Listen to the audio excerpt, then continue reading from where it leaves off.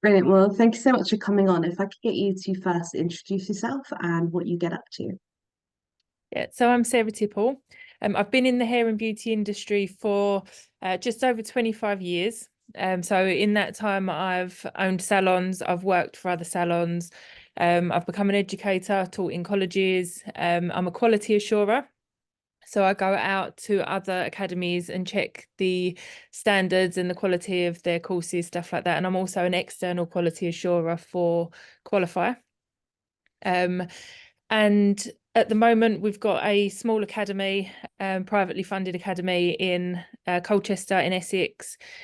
And I also work with a company that has government funded contracts. So I'm head of division for hair, beauty and aesthetics for that company as well. So I pretty much get in and around the industry in terms of education, stuff like that, quite a bit. In the different job roles that I do, I basically cover England. So, I could be in a centre up north one day and then down south or across in our own centre in the east of England another. So, yeah, get to see quite a lot of what's going on in salons, in academies and in colleges. Oh wow. So basically you're an absolute font of knowledge. Hopefully, I do try to be. I like to keep up to date with what's going on. I don't like to be too far behind the curve. Um, but yeah, I would say that the majority of my job roles at the moment are all focused around education and more specifically the quality and compliance around the education packages. That sounds amazing. So today we are talking about this new company that's been set up, which is Hair and Beauty Quality Advisors, or HBQA for short. Could you tell me a bit more about that? Yeah, absolutely. Excuse me. So HBQA, or Hair and Beauty Quality Advisors, started as a support group on Facebook. It's grown into a larger community and we have turned it into a community interest company. So for anybody that's not too up to date with the community interest companies, we're halfway between a limited company and a charity. So the aim of the actual organisation is to support educators and people that are linked to education packages in hairdressing, beauty and aesthetic sectors.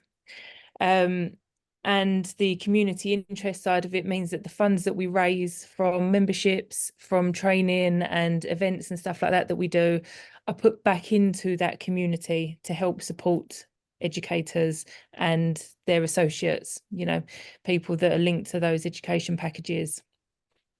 Over the years and over lots of my travels in the different job roles that I do, it's become quite apparent that there's a lot of focus and a lot of stress on improving standards. We absolutely are here for that. We don't want that to change at all. We want to keep pushing for higher standards. But the educators that come into this sector are therapists or practitioners. They're not necessarily coming through an academic route. They're being asked to include additional paperwork. The qualifications are at higher levels. Sometimes these people are struggling with the workload, time management. It could be that they're not particularly great with technology. And that's one of the reasons they've come into a hands-on job.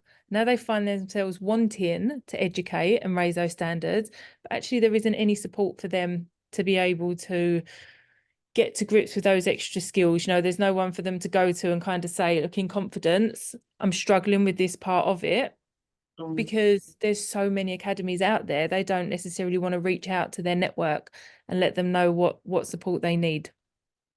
So HBQA has been designed to try and bridge that gap, almost to bring the smaller academies in line with the kind of standardisation and CPD that the larger academies and the FE colleges get.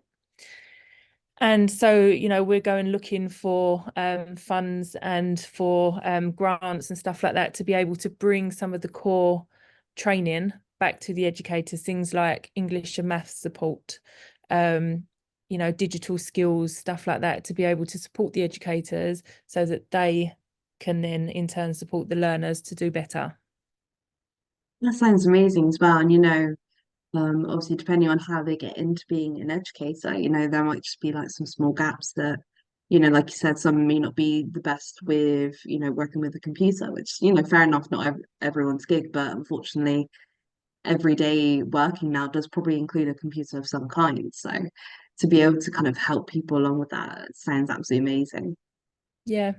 I mean, I suppose I'll go back to my educator days. I don't tend to do so much. I deliver a lot of education around the actual education training, so the level 5 diploma in education, assessors awards and stuff like that. But when I was teaching in the college, when I was teaching like the treatment subjects in our own academy, and we'd be working with partners, and they'd say, okay, now you need to do this as well.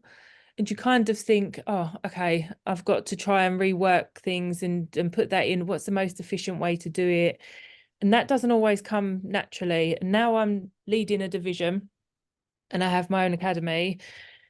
I'm asking our tutors to do that. And all the while I'm thinking, I remember what this was like. And actually, this isn't just, you can't just keep asking for them to do more, because that's what contracts require, or that's what an awarding organisation requires. We need to be able to show where that support is going to come from for the tutors and assessors and, their associates to be able to actually fit that in. So hopefully HBQA will be able to get that support where it's needed, and help to raise the standards from, I'd say, this end of the academies, as opposed to, the actual learner recruitment and the treatment side of things from the top end with the educators. No, that sounds brilliant. So, how would it be beneficial for beauty community? Obviously, you've kind of touched on this before, but like, is there any kind of main pointers you haven't yet covered? Yeah, so in terms of the beauty community, we speak to learners quite a lot, and very often what we find they're struggling with is confidence. So they're happy that the content that they got on their course was enough. They're happy that they know what they need to know to be able to go out and practice after training, but maybe the confidence isn't there because of the time frame in which they did their training, or the amount of clients, models they had to work on. So we've obviously then gone back to the academies to do our research and say, what's going on, guys? What's your version of this? And they're very often like time restrictions, paperwork. The assignments, we're seeing a huge number of learners wanting to do level 5 aesthetic practice qualifications. The assignments take 3.5 hours to mark. And that's, I would say, an average, but that's like the lower end of the times that were coming in. So, it's quite demanding still for the tutors. And in order for them to be able to support the beauty industry, they just need to have some more efficient processes in place. So Mm. HBQA is there to deliver that CPD. So the members can join. We've got an open group on Facebook where, people can network and they can ask questions, and other people from the group will be able to help them. But we also have a membership package where the members that sign up get access to CPD sessions that will help them with things like lesson planning. It will help them with using different resources efficiently, marking tools and stuff like that. They get updates on the education sector, so not just hair and beauty, but what else is going on around. We get lots of people asking us about how else they can support their learners. And we have drop-in sessions where they can ask IQAs questions, so they can actually get that timely response to their questions. And what we're expecting is that this support for the educators then makes it faster and more efficient for them to be able to support the people in the sector. Mm. So when they come to do upskilling with somebody that's already qualified, that is going to be much more efficient, because they're actually able to get that support on tap when they need it, rather than having to pay consultancy fees that might be a barrier to them actually getting the support that they need, rather than them having to wait for the next time that one of their quality assurers comes in, they've almost got it on tap. Mm. So by supporting the educators, they will then be able to, raise the standards, include more in their actual courses, the training sessions, that the learners are there on site with them, because the rest of it will be much more efficient and better supported. No, that sounds absolutely amazing. I think as well, I speak with many podcast guests about it all, and it's like it's always, especially within any industry, but especially with beauty and aesthetics, it's always good to keep improving on whether you're teaching or when you're actually practicing and doing treatments. It's always good to revise those skills and keep up to date because new stuff comes out all the time. So it's, I think, the worst possible thing to be stagnating and getting nowhere and just think, oh yeah, what I'm doing is perfect, which is a bit crazy if everybody does that. Because it's like, yeah, you are definitely not gonna move with the times, as it were, especially as new things come out or new treatments, that sort of thing. Definitely. And we need our educators to be keeping up to date with their treatments, but things like negotiating targets with learners, or helping learners to stay motivated, are still very important. And by doing that and keeping your learners motivated and getting them to meet their targets actually helps the rest of their course run smoother. So then they aren't feeling behind, they aren't feeling stressed, they're not turning up to their next session feeling like they don't know what they need to know, or they're not where they should be. And ultimately then the process is improved for everyone, which means by the time the learners leave and are certificated, hopefully they're that much more confident, because actually, everything's been done on target, on time, and with support, Mm. rather than learners kind of doing their practical training up front and then potentially having 6 months while they try and get on top of the paperwork and they try and catch up. We're aware that life happens and it's hard for everybody in the cycle to make sure that they're on top of targets. But by being slightly more efficient with the paperwork, I would probably sum it up as paperwork. We're hopefully going to be looking at learners doing their practical training and then getting out and using it much sooner, which will help to build their confidence and skills. Definitely. I think as well, like, thinking back to the kind of crux of it as well, is that, if they're happy and they've had a really good training and they feel confident out in the world, not only have you helped, a great practitioner get out there and then obviously be safe out there, but obviously it means that, you've done well as in an academy, but also it means it's good feedback for the academy. More people more likely to come to you if you've got good, quality practices, and people feel confident when they leave instead of feeling a bit unsure about whether or not they should start, or maybe they need to do more practice, that sort of thing.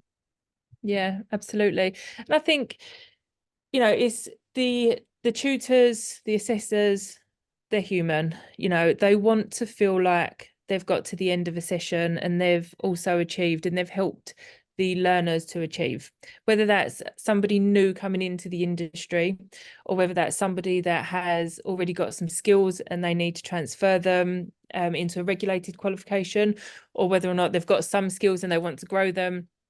We all want to see progress, we all want to see achievement, and actually those days where it's hard to keep yourself motivated will make it naturally harder to keep your learners motivated. And by way of my job, I find myself quite regularly behind the computer, looking at data, looking at, marking work and stuff like that.